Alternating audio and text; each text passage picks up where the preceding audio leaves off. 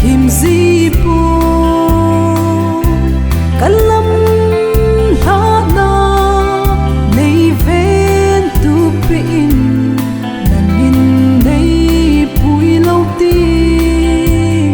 mi chu bang in lam ka zot zi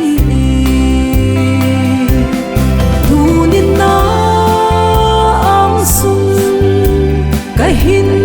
bel kite kalam ha na nei ven tu pe lo le ke ma chang ma kal ka sung si ti nang akun kana gam la si chon sit na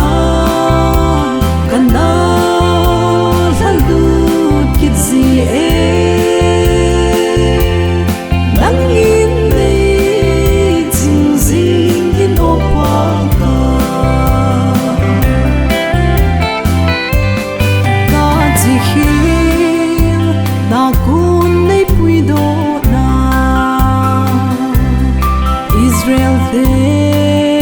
bangin kasumil si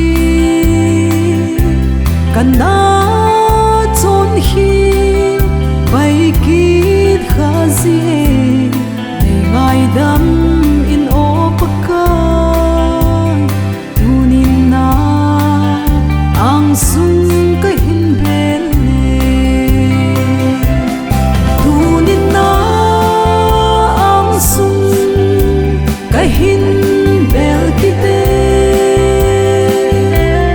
kalam ha na nei ven tu pe lo le ke ma chang ma kal ka sung si ti nang akun kana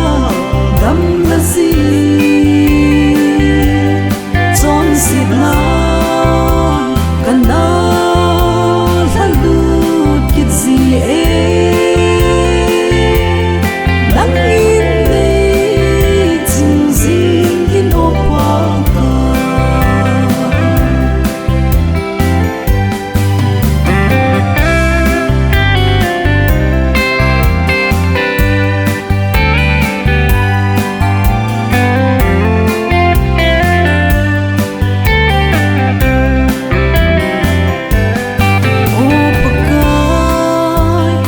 hin ni kho zong hi lalung sit na bawa kal su ka hi ngai dam ta lo nei ngai dam zin kan su ti nei phong ding zi ngai lut na pathin chu nang na